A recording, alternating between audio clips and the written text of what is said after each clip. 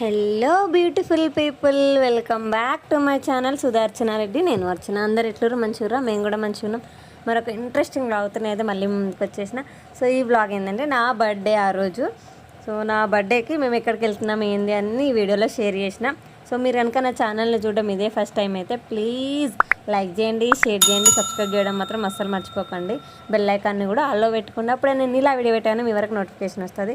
And నన్ను ఇన్స్టాగ్రామ్లో follow అవ్వడం మాత్రం అస్సలు మర్చిపోకండి. సో పొద్దున్నే లేచి ఫ్రెష్ అయిపోయి దేవునికి దీపం పెట్టేసి ఇంట్లో పూజ అయితే కంప్లీట్ చేసుకొని మా సమీక్షకి ఇడ్లీ పెట్టేస్తున్నా. తనకు టిఫిన్ పెట్టేస్తే తను తినేసింది. అండ్ నేను మా వారు కూడా తినేసినాము. ఎందుకంటే పోయేది లాంగ్ జర్నీ కాబట్టి ఆకలితోటి పోతే మంచిగా ఉండదు. పోయే తోవలో ఏం దొరుకుతాయో తెలియదు అన్నట్టుగా ముందే టిఫిన్ తినేసినాము. అండ్ మా సమీక్షకు పువ్వుల ఫ్యాంటసీ. సో నేను నెత్తిలో పెట్టుకుందామని పువ్వులు కొనుక్కుంటే తను పెట్టేసుకుంది. సో నేనైతే రెడీ అవుతున్నా. పిల్లలకు స్నానం పోసేసిన, వాళ్ళైతే రెడీ అయిపోయారు. నేను రెడీ అవ్వడమే బ్యాలెన్స్ ఉంది. బర్త్డే అంటే కొంచెమన్నా స్పెషల్గా రెడీ అవ్వాలి కదా. యాక్చువల్లీ కొత్త చీర అనుకున్నా, బట్ అది కట్టుకోలేదు. ఎందుకు కట్టుకోలేదని ముందు వచ్చే వీడియోలలో తెలుస్తుంది. సో సింపుల్గా ఇట్లా రెడీ అయిపోయినా. అండ్ ఈ మధ్య నన్ను ఎక్కువ మంది చెప్పే హెయిర్ లూజ్గా వదిలిపెడితే నీకు బాగుంటుంది, సెట్ అవుతుంది అని చాలామంది కామెంట్ చేస్తారు. అంటే చెప్తారనమాట, సజెస్ట్ చేస్తారు నాకు. సో నేను ఎందుకు ఎక్కువ ఓపెన్ హెయిర్ లూజ్ హెయిర్ ఇచ్చిపెట్టా అంటే చిన్నపిల్లలు ఉన్నప్పుడు ఆమె పీక్తా ఉంటుంది ఒకటి. అండ్ ఒకవేళ వాళ్ళు అట్లా జుట్టు పట్టి లాగినప్పుడు అలా చేయిలో ఉండి వాళ్ళు నోట్లో పెట్టేసుకుంటే నోట్లోకి పోతుందనే డౌట్ తోటి నేను అసలు లూజ్ హెయిర్ ప్రిఫర్ చేయను. మ్యాక్సిమమ్ జుట్టు వేసేసుకుంటాను నేను, లేదంటే రబ్బర్ పెట్టి గట్టిగా దగ్గరకన్నా కట్టేసుకుంటా, కానీ లూజ్ హెయిర్ అయితే ఇచ్చిపెట్టాను. బర్త్డే అన్నప్పుడు కొంచెమన్నా స్పెషల్గా రెడీ అవ్వాలి కదా. సో అందుకే రెడీ అవుతున్నాను అనమాట. మా ఆయన నుండి కొంచెం ఓవర్ అయినట్టుంది అని కామెంట్ చేస్తాను అనమాట.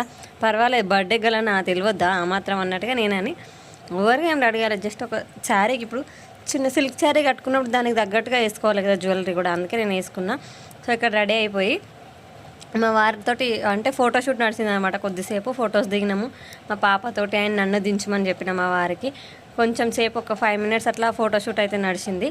అండ్ నేను పిల్లలకి పొద్దున ఇడ్లీ చేసిన కదా, ఆ ఇడ్లీ పెట్టుకుని అట్లనే చిన్న పాపకి ఉగ్గు కూడా చేసి పెట్టేసుకున్నాను. ఎందుకంటే వచ్చేసరికి ఏ టైం అవుతుందో తెలియదు అన్నట్టుగా.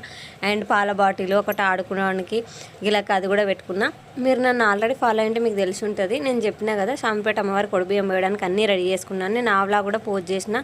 సో నేను నైట్ అన్నీ రెడీ చేసి పెట్టుకున్నా, కానీ పొద్దున మళ్ళీ బియ్యం కలిపి ఇంటికాన్నే కలుపుకొని పోయినాము. ఎందుకంటే అక్కడ అందరు ఉంటారో ఉండరో, పిల్లలు నన్ను అక్కడ కల్పనిస్తారో కల్పనీయరో అన్నట్టుగా మా ఆంటీతో దేవి ఆంటీ అండ్ నేను మా వారు ముగ్గురం చేయలు పెట్టినామల్లా కలిపేసినాం మేము ఇద్దరము. అండ్ మా తమ్ముడు కార్ తీసుకొని వచ్చిండు. మేమైతే స్టార్ట్ అయిపోయినాము. అరౌండ్ 10కి స్టార్ట్ అయినాము మేము ఇక్కడ నుంచి.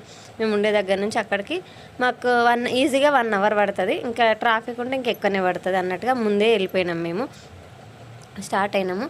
కార్ అయితే మా మామయ్యది, ఇక్కడ వాళ్ళు జూబ్లీహిల్స్లో ఉంటారు. మా మామయ్యది మా తమ్ముడు తీసుకొచ్చిండు కారు. చిన్న పాప అయితే హాయిగా వండుకుంది. వాతావరణం అయితే మాకు అనుకూలంగా, అంటే ఎండ కొట్టట్లేదు, వాన పడట్లేదు, కూల్గా ఉంది వెదర్ అయితే మంచిగా. నేను ఇట్లా క్లిప్స్ తీసుకుంటున్నా, అంటే వెదర్ మంచిగా ఉంది, గ్రీనరీ ఉంది అనేసి నేనైతే క్లిప్స్ తీసుకుంటున్నా. సడన్గా ఏమో సౌండ్ వచ్చింది కారు. మేమైతే మినిమం స్పీడ్లో మాత్రమే ఉన్నాము. సడన్గా కారు ఏదో సౌండ్ వచ్చింది. మా తమ్ముడు సైడ్కి తీసుకొని ఆపేసిండు కారు. అమ్మ ఇట్లా షామీర్పేట కానీ బయలుదేరినామా చూడు. ఒక 10 minutes అయితే గుడికి రీచ్ అవుతుంటే సడన్గా మధ్యలో టైర్ పంచర్ అయిపోయింది. సో సమీక్ష ఆకలి అవుతుందని అల్లరి చేస్తుంది. అక్కడ రోడ్ మీద ఏదో టిఫిన్ సెంటర్ ఉంది, దానికోసానికి పోయిరు వాళ్ళ పప్ప సమీక్ష. అండ్ మా తమ్ముడేమో పాపం ఏమంటే ఎవరో లిఫ్ట్ ఇస్తే పంచర్ షాప్ పోయిరు. ఇట్లా అయిపోయింది. అసలు ఎందుకు ఇట్లా అయిందో ఏం తెలియలేదు. నేను చిన్న పాప కార్లో కూర్చున్నాము. నడి రోడ్లో ఆగిపోయింది కారు. టార్చర్.